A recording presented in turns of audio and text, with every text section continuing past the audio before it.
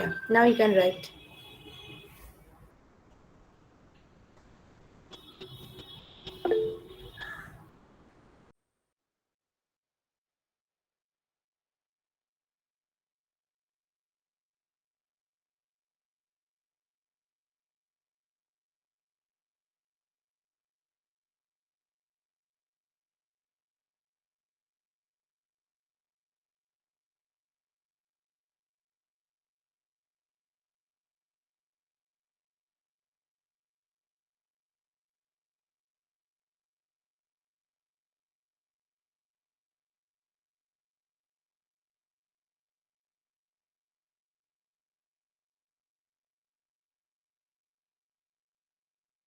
Hopefully you have written your roll number there.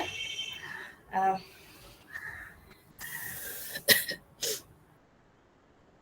so this is our last class before the puja vacation, and I have finished Hexarolin model as I said in my last class. If you have any query from the Hexarolin model, you can ask me now. Hexarolin or Ricardo, whatever. Whatever I have discussed with you till the last class, anywhere, if you have any query, you can ask now.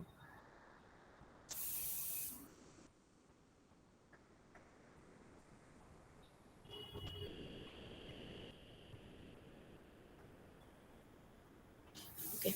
No Ma'am, can question. you give some Yes, yes. differences and similarities between both the models? No, in the last class I showed you there are three actually differences. The first difference is Ricardo is based on one factor economy, and Hexarolin is based on two factor economy. The second difference is the complete specialization for Ricardo and incomplete specialization for Hexarolin. And the third difference you can write that there is no play of demand in case of Ricardo at the autarky, but in Hexarolin demand is also important at the autarky, and demand is important for both in case of the trade, right? The relative demand curve, this is very important for both that models in the international trade. That means when trade opens up, then demand is playing important role. But in autarky, in case of Ricardo, there was no role of demand, but in Hexarolin, there is role of demand. So these are the basically three differences. And similarity, you can say both are trying to explain trade, the pattern, how trade happens. Both are trying to do that. Okay, there is another difference between these two, because in case of Hexarolin, the theory is based on the factor availability, and the Ricardo is based on the technological difference. Okay, so this is another. And regarding similarity, both are trying to explain the trade. Both have started from the autarky, and there is a comparison between the autarky and the terms of trade. Um, Ma'am, the mobility of labor. yeah, mobility of labor, this is similar, no, this is similar, this is, yes, this is also similar for both the case. In Ricardo, the mobility is not there between the countries, but it is there between the production units, and this is also true for Hexarolin. Yes, this is another similarity. Regarding demand also, in both the cases demand is assumed as homothetic, so there is no play of demand in case of trade pattern. So this is another similarity.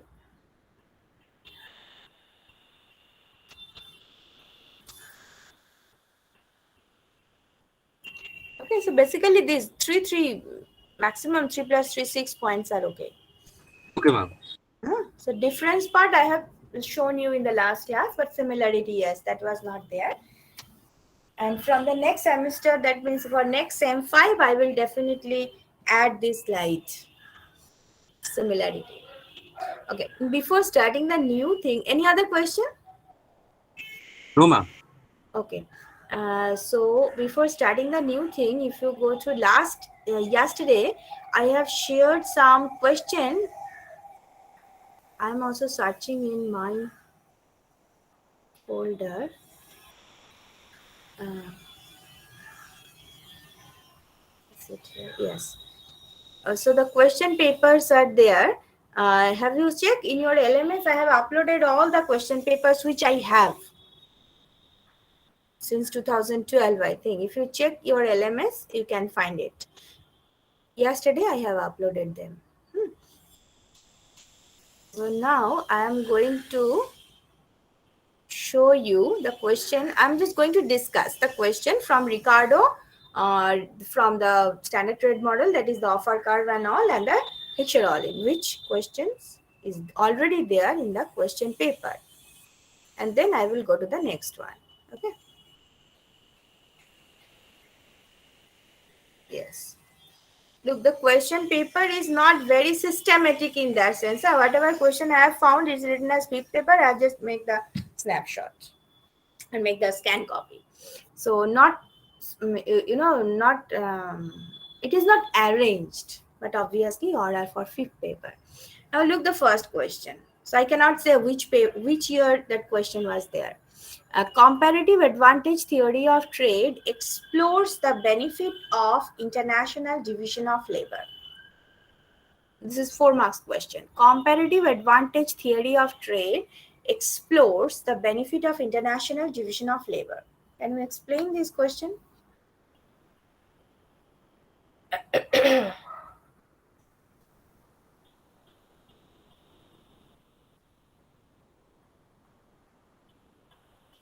Any idea? Comparative advantage theory of trade explores the benefit of international division of labor. Very simple, just you have to explain the comparative advantage theory.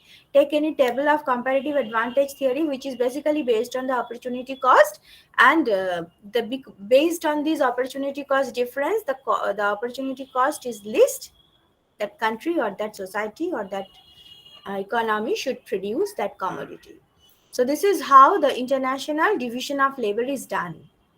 So the labor who are more skilled to produce the commodity, they are going to produce that, and who are not, they are just leaving that sector and going to the another sector. And this is how you are making benefit. And that means benefit in the sense that you can go for trade, and once you can trade, there is a benefit, there is a gains from trade. Okay, so this is basically the comparative advantage theory they are asking for. You have to explain comparative advantage theory. Is it okay? 5 marks question. So what is comparative advantage theory? Take a table, explain the table, and then explain through this comparative advantage theory as the economy is able to trade. So, and we know if there is a trade, then there is a gains from trade.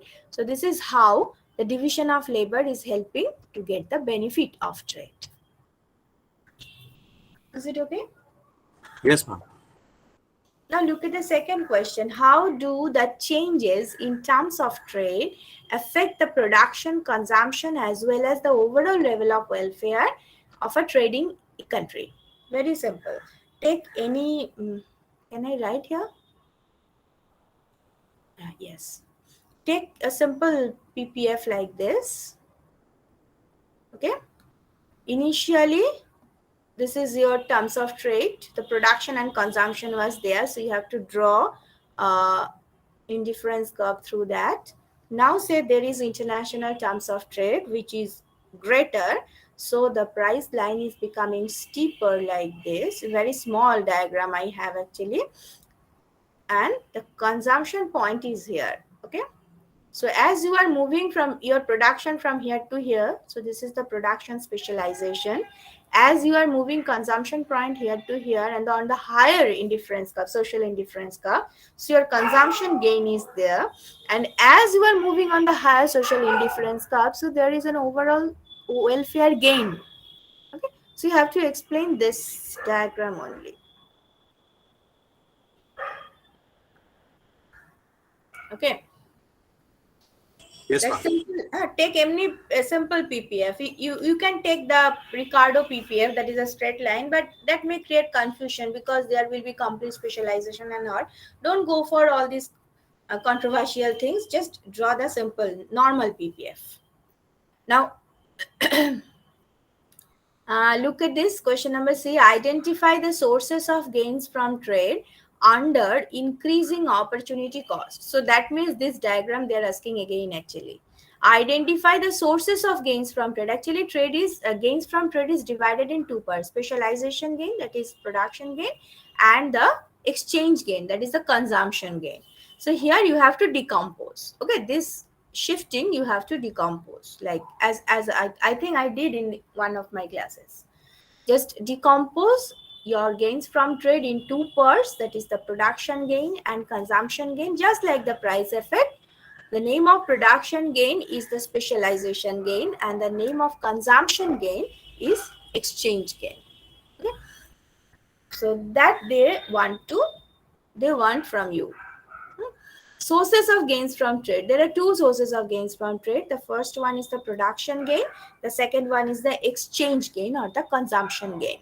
Then draw this diagram, decompose it, and explain. Done. Okay. So this is question number C. What is the next question? The effect of a change in factor price on a goods price depends on how intensively the factor is used in producing that good. This is Heckscher-Ohlin. You can understand how intensively the factor is used in producing that good. So here you have to explain, actually here you have to explain that the Stolper-Samuelson theorem. Stolper-Samuelson theorem, this is like W hat is greater, if you can remember, W hat is greater than Px hat is, that was a Stolper-Samuelson, na? P y hat is greater than r hat, right?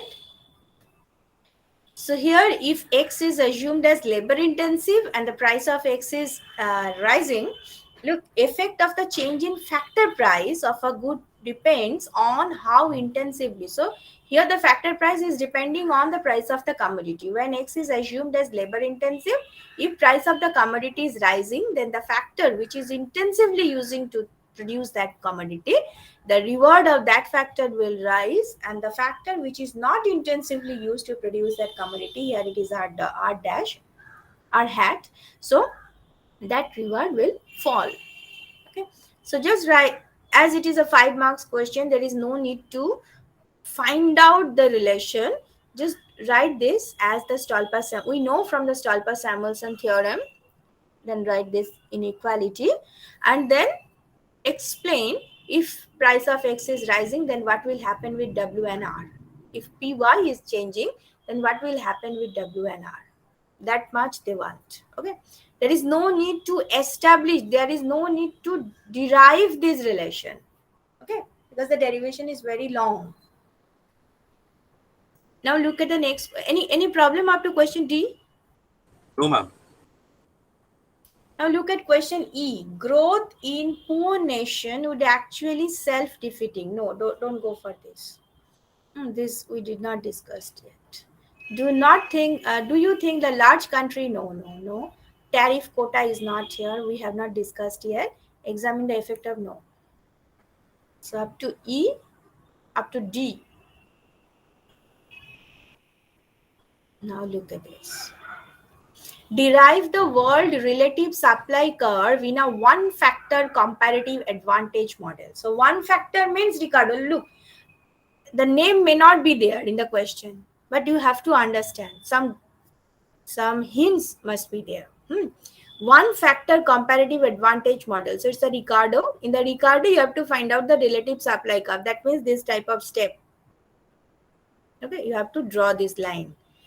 Explain international equilibrium using world relative demand and relative supply. So your relative supply curve should be, relative demand curve should go through this, and you have to find out. That we discussed in the class in total. Okay. Now question 3. If factor endowment ratios of two trading countries differ widely.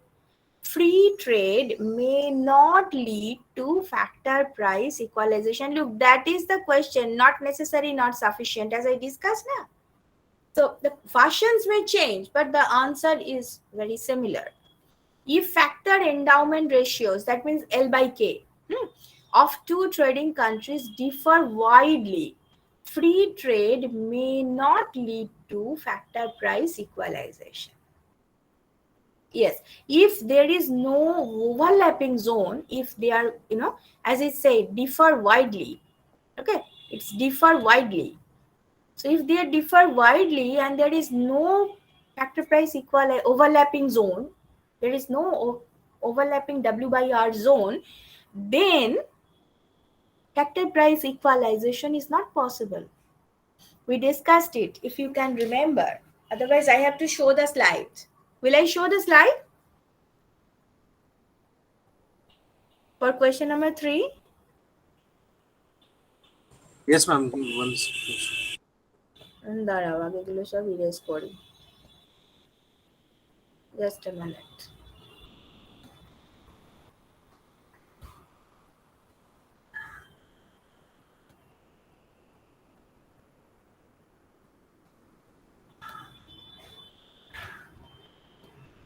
Yes, just wait.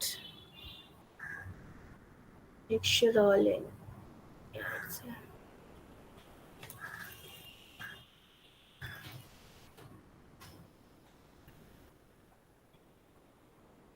Yes, look at this. Look at this slide. They are widely differ. L by K of both the countries, they are widely different. That is why there is no overlapping zone.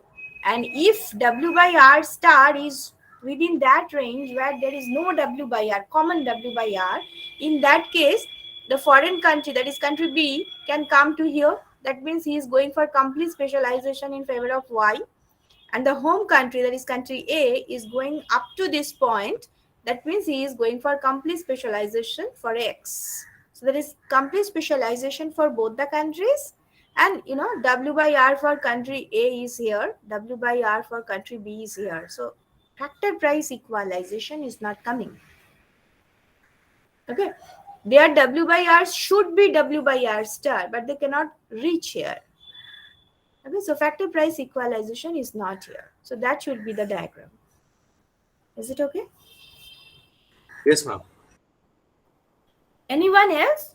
Why no one is asking the question? Everyone should ask question.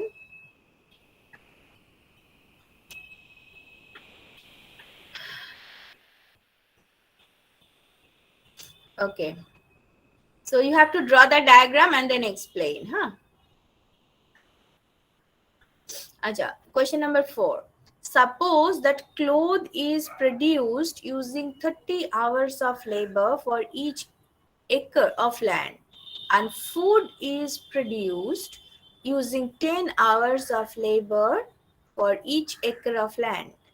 Suppose economy's total resource is 600 hours of labor and 60 acre of land. Using a diagram, determine country's allocation of resources. That means you have to draw PPF for the country. Okay. So the time allotment is there. You can produce two. First of all, there is two factors of production. One is labor, another is land. There are two commodities. One is cloth, another is food. And you have to produce both. So in the horizontal axis, you may draw like it may be cloth. On the vertical axis, you may measure food, right? Food. Then you have to draw. Obviously, the PPC should be like this. Find out the horizontal intercept. Find out, that means if you employ all of your resources to produce cloth, then how much cloth you can produce. If you employ all of your resources to produce food, then how much food you can produce. And then the slope, DFTC. Okay. Ma'am, in this question, we do not have to find any optimal point, right? No, no, no, no, no, nothing. Just draw the PPC. Okay, ma'am. Now look at this, the B. Let the labor supply increases to 900 and then 1200. Okay, two changes. Show the changing allocation of resources. Obviously, the line would be upward shifting. There will be upward shifting of the PPC. You have to draw these two lines. Very easy. Only 2 marks. Look, the marks is 2 for question number B. What would happen if the labor supply were to increase even further? Now you have to think. Up to this point it's okay, but if labor supply is increasing further, then what will happen? Will there be any significant change or that? For that you need the table, otherwise you cannot give the answer, because land is also there and land is fixed. There is no change in land supply. The labor supply is increasing up to 1200. You can draw this line, but after that, if labor supply will increase, then what will happen? That you have to find once you have the table.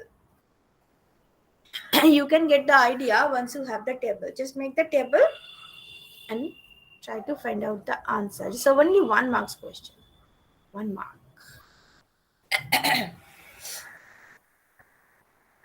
Question number 5 is not of our interest because it's a tariff quota thing.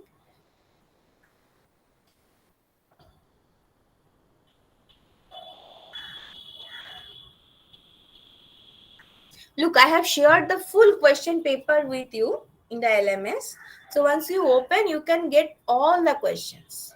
So when a unit is discussed in the class, or you have discussed, you just completed the question part, then go through the question paper. All questions are there of the university question, obviously. Okay. Because right now I cannot discuss all this. No, look at this. This is also, you can, no, no, no. Optimum tariff for a small, no. I cannot discuss this part also.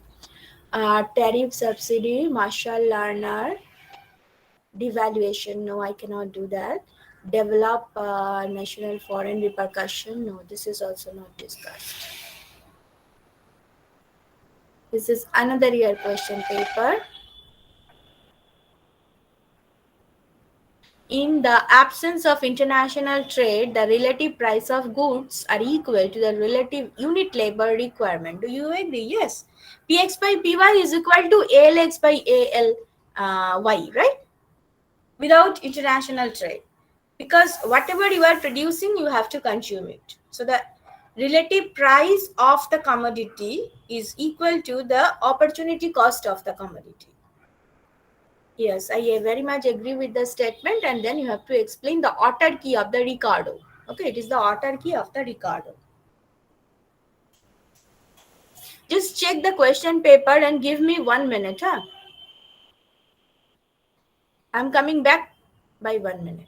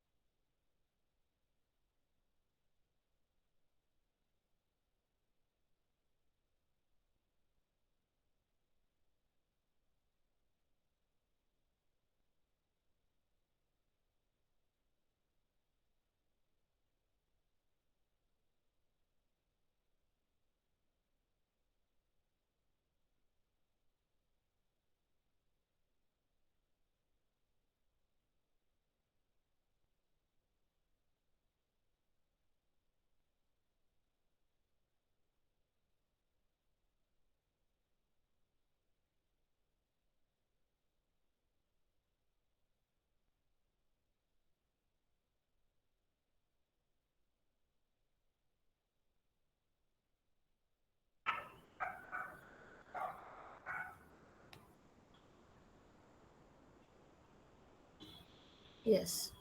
So here the first question is discussed. Now look at the question number B. Do you agree with the view that Heckscher-Ohlin theorem is an extension of the Ricardian theory of trade? What is your idea? Tell me. Question number B. I am asking answer. Question number B. Yes, ma'am. Because initially, just like we discussed about differences and similarities, so like one one economy in Ricardian and two economy in Hexerolian, and the similarity of labors and so like some points. If we add more, then I agree with the statement. Yes, yes, yes. So actually, if you extend Ricardian theory from one factor of production to two factors of production, from complete specialization to incomplete specialization, then we can reach to Heckscher-Ohlin. So it's better to say HO is actually the extension of Ricardo. Yes. Now question number C. Define the trade triangle and signify the implication of all three sides of the triangle. So you know what is trade triangle? One side export, another side import, and the slope is nothing but the price ratio actually. Price of export by price of import. So it's the terms of trade. Okay. Now question number D. Explain a situation where demand condition cause trade pattern that violate HO theorem. Okay. HO theorem is violated because of the demand condition. Explain a situation where demand condition cause trade pattern that violate the HO theorem. Okay. So, okay, fine. This is actually the Leontief paradox. HO theorem is telling what? If a country is labor abundant, he should produce more of labor intensive commodity and will export this one. Right. But in Leontief paradox, what we have seen is a situation, not the situation of the US economy, which is introduced by Leontief of 1952, I mean 57 and 62. I can't remember the exact years, but one is 1952. Anyway, so in across the time, what Leontief has seen for the US economy is exporting labor intensive commodity and importing capital intensive commodity. So why he is importing capital intensive commodity, and it is capital abundant country, but still it is importing capital intensive commodity. Why it is so? Because the people of the US economy, they are consuming a lot of capital intensive commodity. They are demanding so high for those commodities that they have to import capital intensive commodities. That was one of the reasons of explaining the Leontief paradox, the demand bias. Okay, so the country is importing capital intensive commodity, and being a capital abundant country, it is importing capital intensive commodity. Why? Because the people of that economy, they are so biased in favor of the capital intensive commodity, and they are consuming a lot of that, so that their demand is very high. So it is not possible for US economy to produce to cater that demand. That is why they have to import capital intensive commodity from the rest of the world. So this is the situation, and it is obviously the violation of the HO theorem. You can just, it is a story type of thing. You can write it, I think. Right? Yes, ma'am. Now question E. The sources of capital stock in an open economy are different from the closed one. The sources of capital stock in an open economy are different from a no, that this is not our part. We have to discuss it after some time. Now state the assumption of the HO theorem. 3 marks question. Very easy. You can write it. Explain their meaning and importance. So for each and every assumption you have to explain. So this is that 6 marks is very easy. Question number 3A. The effect of a change in a factor price of a goods price depends on how intensively. Okay, that the same question is look. The same question I have discussed already. The Stolper-Samuelson theorem. So the economic interpretation of Stolper-Samuelson theorem is coming like this. Again, as it is a 3 marks, you can understand. You don't need to establish the relation. Use the relation and explain it intuitively. That is what required. Okay. State and explain Rybczynski theorem. Here also, no derivation is required. just state what is Ripsinski. Ripsinski is very similar to the Stolper-Samuelson. That is why two questions are coming under the same frame. So Ripsinski only, it is in terms of factor. It's a physical definition of factor abundance. Okay. So I discussed Ripsinski theorem details. Just write the theorem and explain it. What will happen if this price of X is rising? What will happen if price of Y is changing? Just give one or two such special condition and it will be done. Suppose there is a transfer of income from a country to other. Does it necessarily affect the terms of trade? Explain in terms of world relative demand and relative supply curve. No, this is also not. This is general. No, this is. I cannot discuss it here.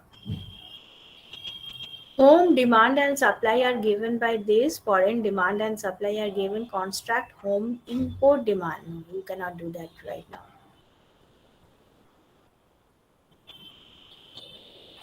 No. Okay.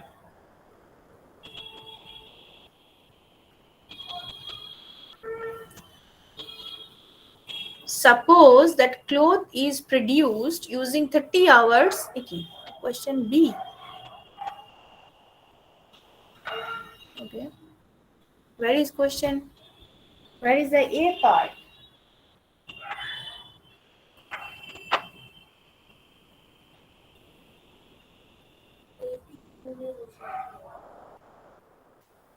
So there should be question A. Where is question A? Page number 2. Just a minute.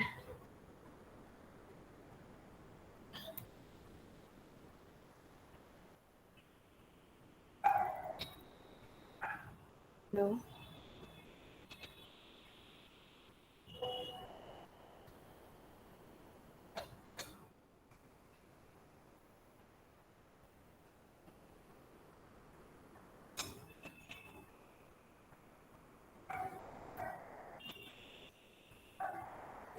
Yes, this is question A. No? Okay, there may be some mistake. Let me check it. About second part. Okay, I'm going to this one now. If the world terms of trade for a country are somewhere between the domestic cost ratio of A and that of B, then both of them will not gain from trade. Explain your agreement or disagreement with this statement.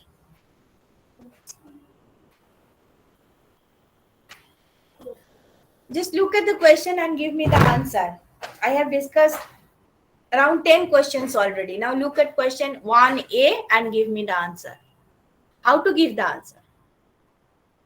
If the world terms of trade for a country are somewhere between the domestic cost ratio of A and that of B, then both of them will not gain from trade. Explain your agreement or disagreement with this statement. First of all, tell me, do you agree with this statement or not?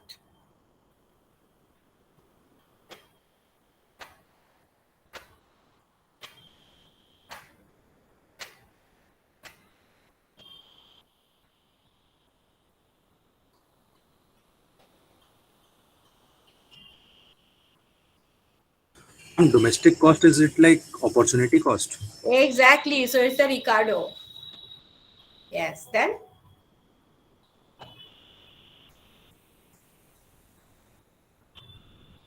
So, ma'am, I think there is no incentive for the country to specialize or even open up its economy.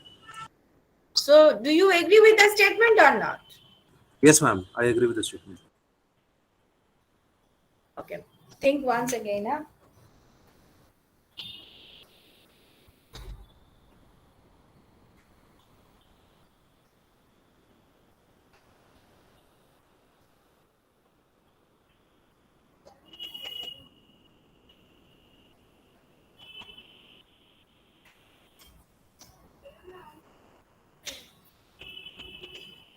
Ma'am, there is incomplete specialization, right? Yes. So no, ma'am, I disagree with the statement because the both the countries will gain from the trade. Yeah. So it's a simple Ricardian theory. What is a domestic cost ratio? That means ALK by ALX by ALY of country A and ALX by ALY of country B, or whatever I discussed in the class is wine and cheese. So C and W. ALC by ALW of country A and ALC ALW of country B. So international terms of world terms of trade means international terms of trade. So it is in between these two. So before trade, ALC by ALW is equal to PC by PW for both the countries. So actually what this statement is telling you, that as at the autarky, PC by PW is equal to ALC by ALW. So you can write it like this: PC by PW of country A is less, according to our assumption, PC world terms of trade boleche na. So PC by PW, you can write it here, or you can write star like this, whatever you want. Just make a star. PC by PW star is less than, or you can write it like this: world terms of trade is less than PC by PW of the foreign country. Okay, of country B or foreign country. Okay, country B, right? According to the question, it is country B. So look, this is the condition. So if this is the condition before trade, both country can gain. Both country can gain. So it is not possible for, if it is equal for one of the countries, PC by PWA is equal to PC by PW star. If that thing is there, then for country A there will be no gain from trade. But as there is a difference between the price ratio, so after trade both country will gain. So you should disagree with the statement and then explain this condition. This is the simple trade condition of Ricardo. Now look at question B. In a one-factor model, one factor means Ricardo, illustrate the production bias of the trading countries in terms of the relative supply curve. So very simple. Just draw the relative supply curve. They are actually asking the relative supply curve, nothing else. And once you draw the relative supply curve, production bias. So your relative supply curve is this. If your relative demand curve is here, you are going for incomplete specialization. If your demand curve is here, relative demand curve is here, then again the incomplete specialization. But if your relative demand curve is here, you are going for complete specialization. So for this question, you have to draw 3 relative demand curves mentioning the pattern of production. Okay, as it is production bias. Look, production question is there. So what to produce if it is here, what to produce if it is here, and what will be produced if it is here. You have to mention 3 options. Okay, as it is a 4 marks question, if you want, you may not derive the relative supply curve. Just mention the features, that if it is on the vertical, actually it will start from here. So if it is here, that means complete specialization. If it is here, then incomplete. If it is here, complete, and again incomplete, and then infinite. So mention all those sections. Don't derive the curve. Just mention what is the feature of each of these steps of the relative supply curve. Then draw 3 relative demand curve for these 3 points and mention what will be produced for each of these points. That will be done. Okay. Now look question C. Explain the relation between the commodity price and factor price in a too good two factor. Too good two factor means HO. Okay, HO model. Explain the relation between the commodity prices and factor prices in a too good two factor model.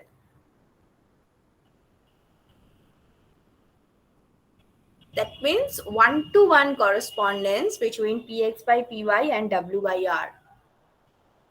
Do you get the point? We discussed in the class with the heading 1-to-1 correspondence between Px by Py and W by R. So here they are asking the same question. Explain the relation between commodity price and factor prices. Commodity prices means Px by Py, factor prices means W by R. So it will be one-to-one relation. That means if you can remember when we are drawing the two diagrams, so here we are mentioning it's W by R, and here Px by Py,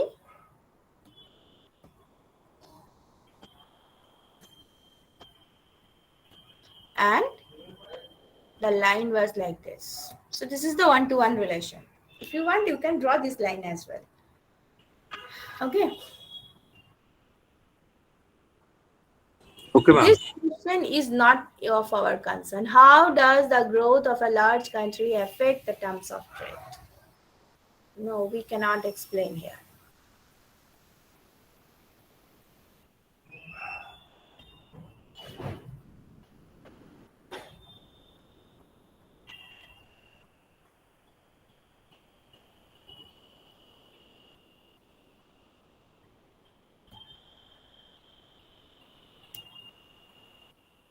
Explain whether in Ricardian model the theory of comparative advantage actually becomes a doctrine of comparative cost. Bolo. Question number C. Question number E. Explain whether in Ricardian model the theory of comparative advantage actually becomes the doctrine of comparative cost. What do you think?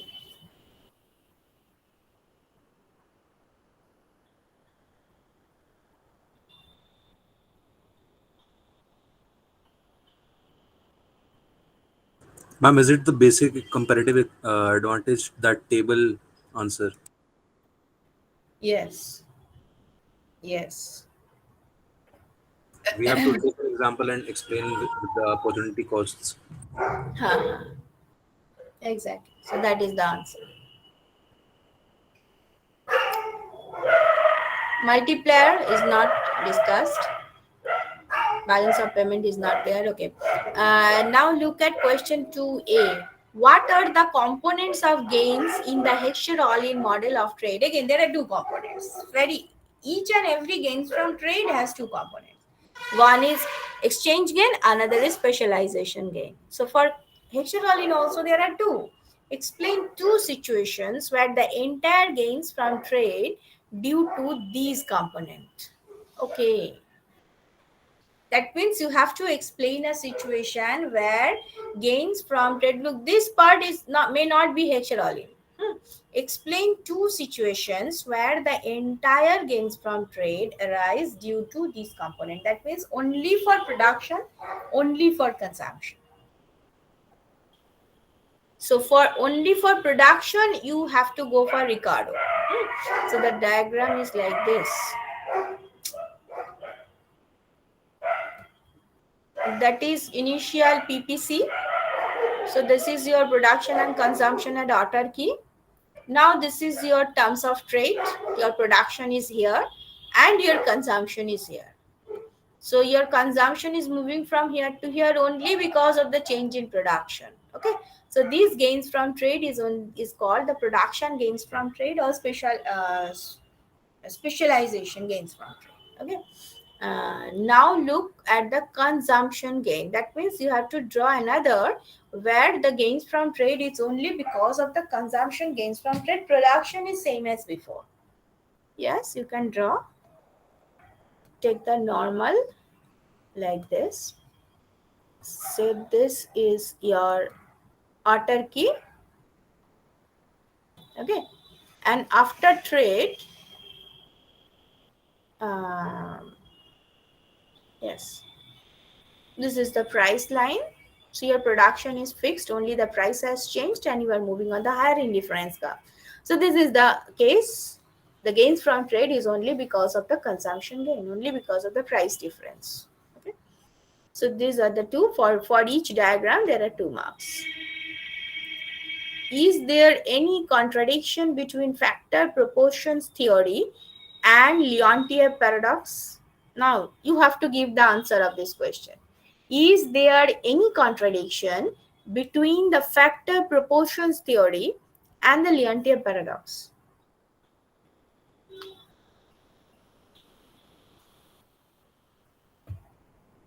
Analyze with rationale.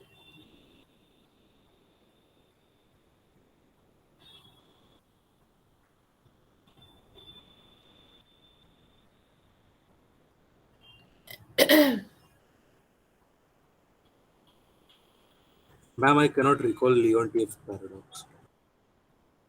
Factor proportion theory. Leontief paradox. Oh, Leontief paradox is very simple. Leontief paradox means the Leontief is trying to apply the HO theorem in US data, and there he found that US economy, which is actually all of you know US economy as the capital abundant economy. So according to the HO model, they should export capital intensive commodity and import labor intensive commodity.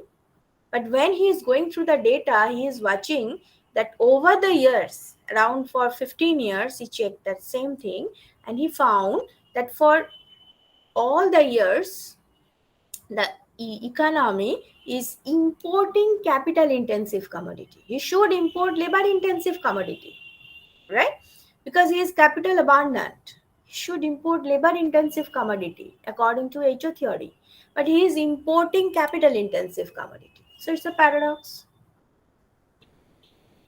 Okay, and that paradox was explained with so many reasons, that the labor is more productive, the human capital is very strong there, demand bias is also there, as I explained in some earlier question. So these things are there, so you can explain the paradox. So what is the relation, is there any contradiction between the factor proportion theory and the Leontief paradox? Yes, there is a paradox, there is a contradiction. Factor proportion theory is saying, factor proportion theory means HO, okay? So factor proportion theory is saying that if a country is, actually the question is explain Leontief paradox. So the factor proportion theory is saying if a country is labor abundant, he should produce more of the labor intensive commodity and will export it. But Leontief check, and obviously the labor abundant country should import capital intensive commodity. But Leontief has seen in US economy, which is known as a capital abundant country, the capital abundant country is importing capital intensive commodity. So there is a contradiction. And then with the rationale, that means you have to explain the paradox as well. You have to give logic of this paradox. So that logics are also discussed. Just check, I have it. Yes.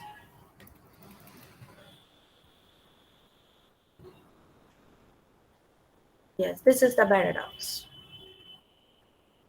And these are the reasons. So you have to explain these reasons in short as well, as it's a 6 marks question. Effectiveness of the US worker, human capital. They have invested a lot to improve the human capital. The consumption pattern is also important. That part I discussed for a question. Factor intensity reversal may be there, that is why. And the technological gap, as most of the products are produced in US economy. So initially they are labor intensive, that is why they are exporting labor intensive commodity, not the capital intensive one. And throughout the product cycle, when you are going for the mass level of production, it will be produced across the world, then the commodity will become capital intensive. So these things are there.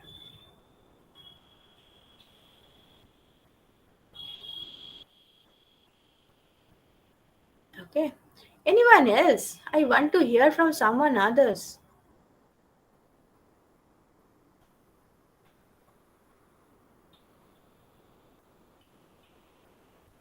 Question number D we cannot do. Okay, question number C. In a trade model where two factors, land and capital, are used for producing two commodities, food and clothes, that means Heckscher-Ohlin, analyze the effect of an increase in the amount of labor on the production of two commodities. Land by labor ratio and relative price of two commodities. Analyze the effect of an increase in the amount of labor on the production of two commodities. Okay, So if labor is increasing, how the production is changing? Obviously, this is by HO theorem. Okay, that part you can explain with the HO theorem. Simple HO theorem is more labor is available, then more labor intensive commodity will be produced. Now land by labor ratio, that means L by K ratio. How the amount of labor is influenced by L by K? Obviously, L by K will increase. Land by labor, that will fall, and the relative price of two commodities, that is W by R. So if so, here comes your Stolper-Samuelson equation. If L hat is greater than 0, then how the W hat will change and R hat will change. Okay, so it's a 6 marks question.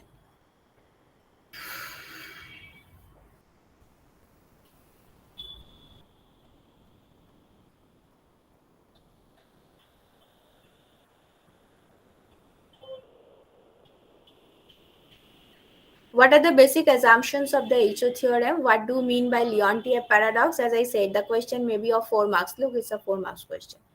Do you think that voluntary export? No. The J curve, you don't know. What is optimum tariff? Derive the formula. No, you don't know. Cause the trade pattern. Yes. Explain a situation where demand condition causes trade pattern that violate HO theorem. That means you have to explain the logic behind the Leontief paradox here. Hmm. Question number 3A, explain the concept of comparative advantage. All of you can do that very well. Determine the relative supply curve of a commodity in a two-country world based on Ricardian framework and show the process of determining equilibrium relative price after trade through the introduction of relative demand in this framework. So look from the Ricardo, uh, basically from Ricardo, the relative demand, relative supply, this is important. Okay, and max to max, that gains from trade.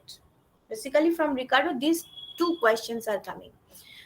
Show that such equilibrium may lead to either international trade with complete specialization or international trade with incomplete specialization. Yes, so you can do it. Now look at question B. Show that there is remain one-to-one correspondence between commodity price and factor price ratio in the absence of factor intensity reversal. So HO theorem, from HO theorem, the assumption, actually everything is important from HO theorem. Assumptions are coming. The application of HO theorem is coming. Leontief paradox is coming. Factor intensity reversal is also coming. Okay. Show that free trade may actually these two questions are for the not necessary, not sufficient. This is not sufficient, this is not necessary. FIR, effective price equalization, is or non-overlapping. So if there is overlapping, then what will happen? If there is no overlapping, then what will happen? Also show that free trade may lead to factor price equalization even in the presence of FIR, provided productive price regions are overlapping. So go through these questions. I hope you understand. Go through question B 1, 2, 3. Read it carefully and think.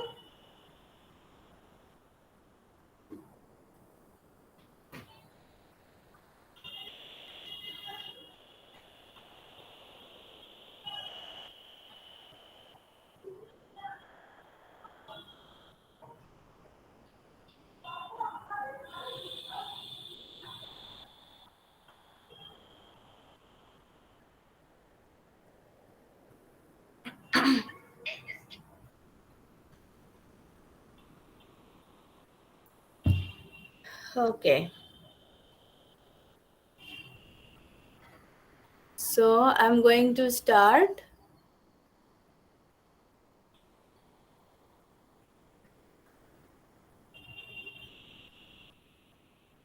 the new one. Okay.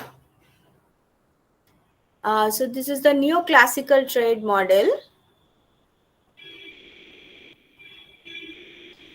Actually, this is some extension of the HO model. Neoclassical trade model. This is also in our syllabus. After finishing it, I hope today I can finish it. And after Puja vacation, we will start with the tariff quota. That is the intervention section in the trade. Up to this class, there is no government, no intervention. Nothing is there. Everything is very free. So may I start this new thing?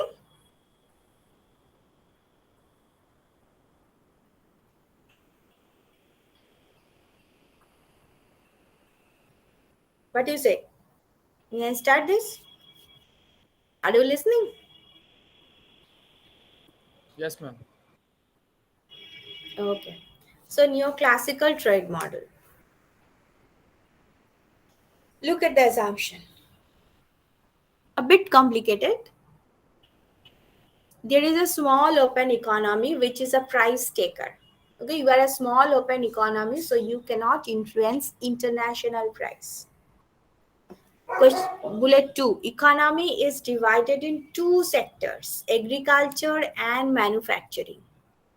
Okay, agricultural sector is producing XA and manufacturing sector is producing XM. Each sector has one specific factor and one variable factor, that means common factor. Okay. Agricultural sector uses labor and agricultural capital, that is land. Okay. It is written as KA. Manufacturing sector has using labor, that is a look. This is the common factor. Okay. This is called variable factor in the model. And capital KM. That is also very much specific for this sector. So KA is the capital for agricultural sector only. KM is the capital for manufacturing sector only. So here comes the difference from HO. In HO, we again assume two commodity, two factors, everything is there, but labor and capital. So there is no specification for capital, as if capital which can produce agricultural commodity can produce manufacturing commodity. But in reality, it's not like that, no? So that is why we are going to differentiate here. There is a specific capital for agricultural sector. There is another specific capital for the manufacturing sector, but labor is same. Labor is a variable between the sectors. Production function is CRS, constant returns to scale. There is full employment of factors. Okay, another two. Agriculture is export sector and manufacturing sector is import competing sector, which is protected by the ad valorem tax. Okay, so manufacturing sector is the import competing sector. Why it is called import competing sector? That means the economy is basically the agrarian economy. Okay, it has lot of land and everything, so it is going to produce more agricultural commodity and will export agricultural commodity. But as he has to consume manufacturing good, so he will import manufacturing commodity. But in the economy, there is a section who is also producing this type of commodity, the import type of commodity. So they are import competing sectors. So if you are going to import more and more of manufacturing good, then these units, these production units which are there in the domestic economy, they are facing the competition with that imported good because they are producing similar type of good. Okay, so that is why they are called import competing sector. And it is protected as it is competing with the rest of the world. So that is why government is giving a protection, and the protection is ad valorem. Yeah, here comes the intervention by the government. So it is protected by the ad valorem tax. There is a tax. Agricultural sector is considered as numeric, and the price of the agricultural product is considered as fixed to unity. Okay, so this is the base. Agricultural sector is assumed at the base. We will compare with respect to agricultural sector. So the price of agricultural good PA is assumed as 1. So these are the assumptions. Any doubt with the assumptions?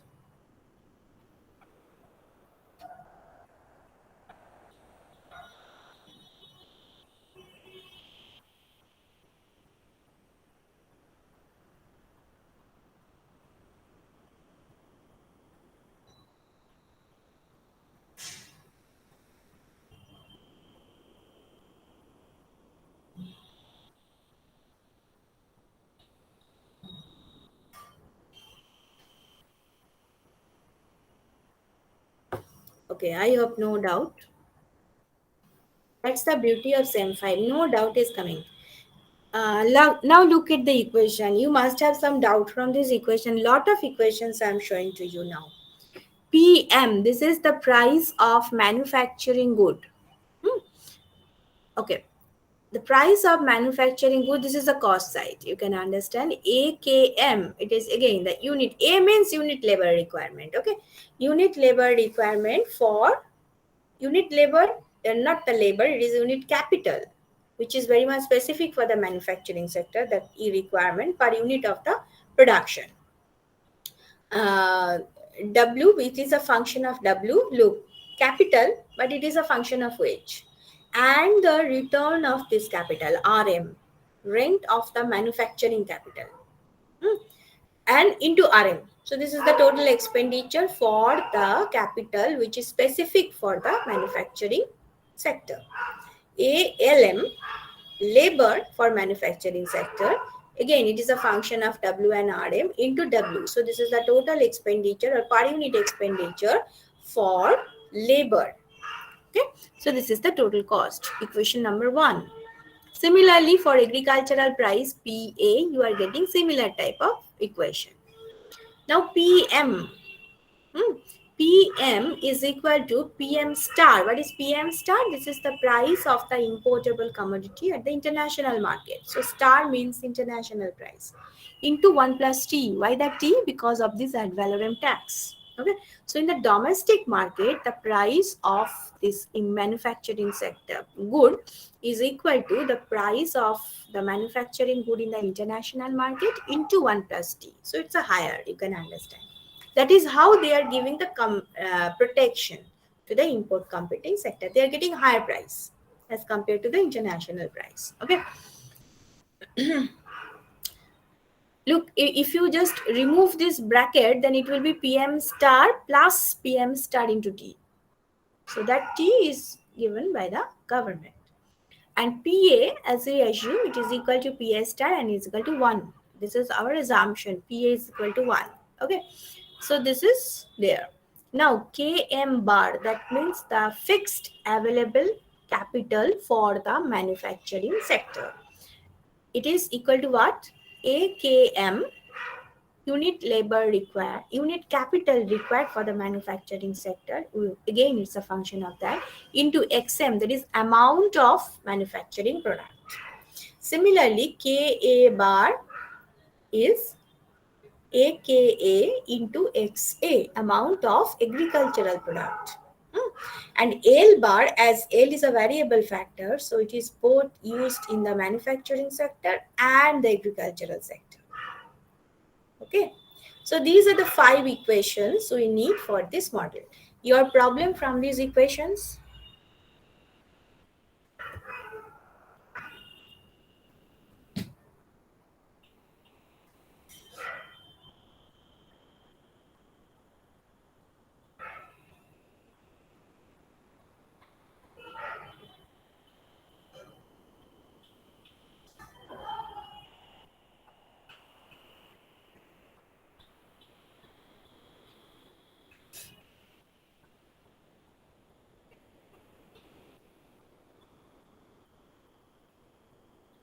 No, ma'am, no problem.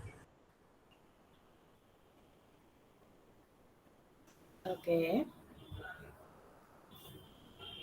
Now look, how can you solve these 5 equations? So many equations, na? Now look, there are 5 variables: W, RA, RM, XA, XM. W is the wage rate, RA is the rent of the capital used in the agricultural sector, RM is the rent of the capital used in the manufacturing sector, XA is the amount of production of agricultural good, and XM is the amount of manufactured good. Okay, there are 3 equations.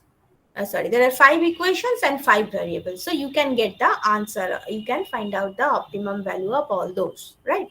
There are 5 equations and there are 5 unknown variables. Now from equation 3, you can get the value of xm because km bar is fixed. Km bar is fixed, so it is given to you. Akm is also a parameter, so if you just divide this and this, you will get xm. Similarly, from equation 4, you can get xa. So optimum value of xa and xm you are getting. If you put those values here, you can get the optimum value of L bar, but no need, you get it. Anyway, put this in equation 5. Now look, put this in equation 5. Yeah. So you will get, here you will get Km bar ALM by AKM, because you have already ALM and it should be divided by AKM. Similarly here, ALA by AKA into KA bar. Okay, so I'm just replacing XM and XA by XM and XA from equation 3 and 4. Now there are 6 equations. So we will get the value of W, RA, and then get XA and XM. Okay. So by just solve all them and then you will get the optimum value of this model. Now, what is the problem of this model? Factor intensities cannot be compared. Look, there is no scope of factor intensity analysis. Which one is labor intensive? Which one is capital intensive? Nothing is mentioned. This is the first problem. And Stolper-Samuelson, Ripsensky theorem, all this important theorem of the HO model, that also you cannot find out from here. Okay, so these two are the basic problem of this model. Okay, now this is the last part of this model. Actually, in your syllabus, it is written as the Slasky model. Okay, so we are actually discussing the Slasky model. Another name of the Slasky model is neoclassical trade model. Okay, so it is the price magnification effect. Now, this actually I have shared. There are 3 pages mathematics. I have shared all those pages individually in LMS in the last year. So if you open it, you can also get the access of these 3 pages.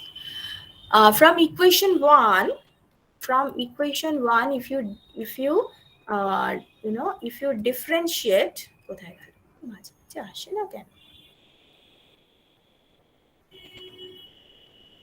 yes, if you total differentiate equation 1, then you will get dpm like this. Okay, then dpm by pm and make this addition alteration and you will get pm hat is a weighted average of rm hat and w hat. Similarly, from equation 2, you will get pa hat is a weighted average of rk hat w hat.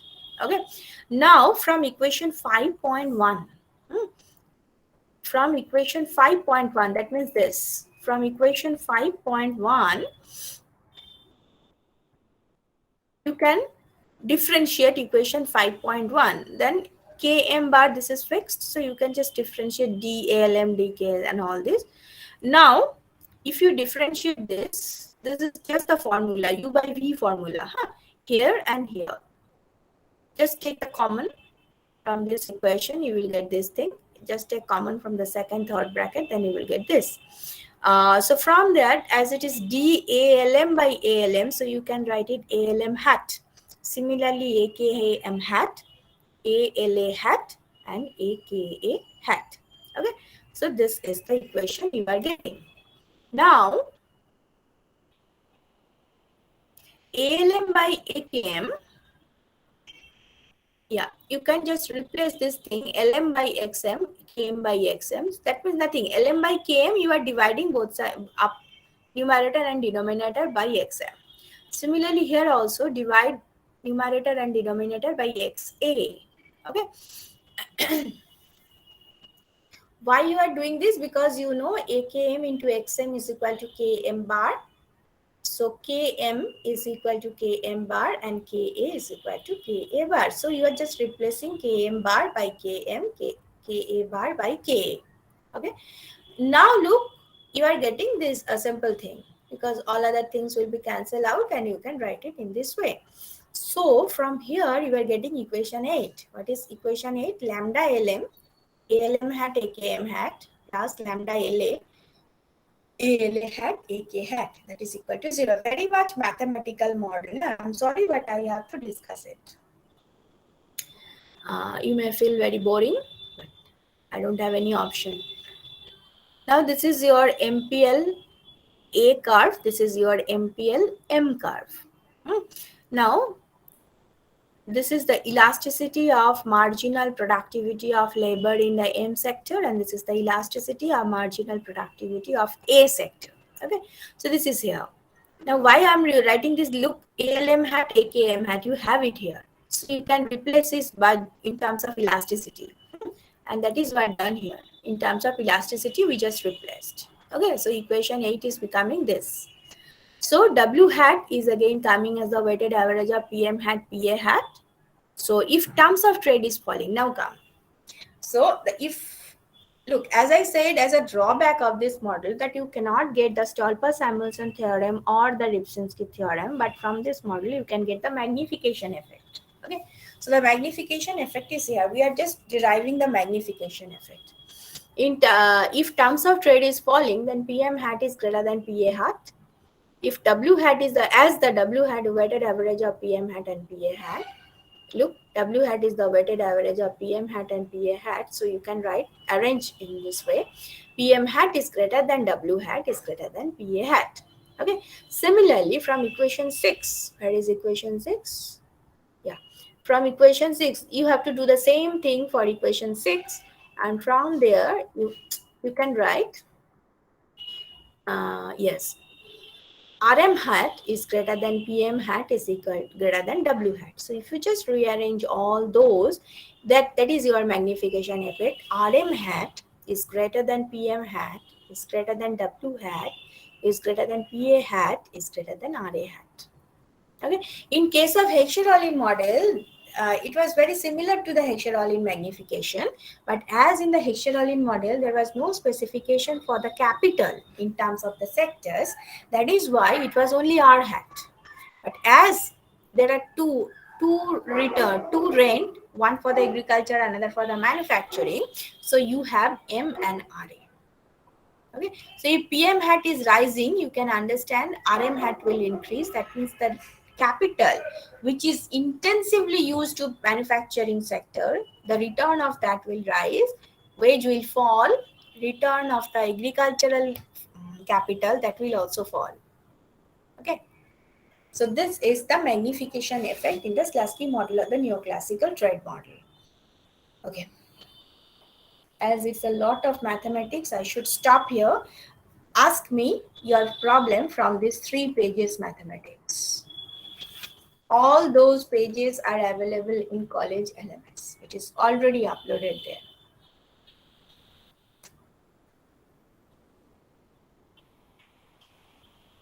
Look, that mathematics is very boring.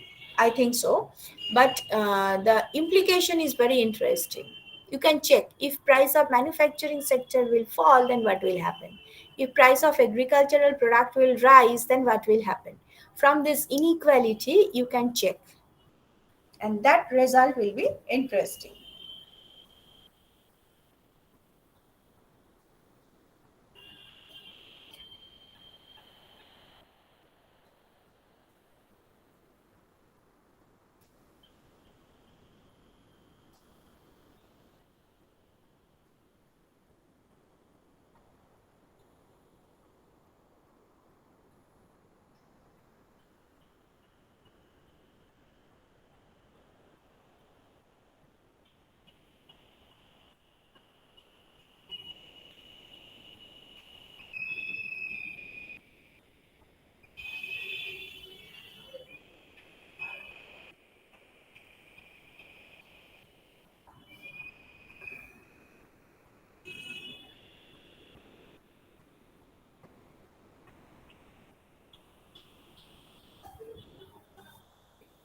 Okay. So as it is the last day before your vacation, I should not bore you a lot.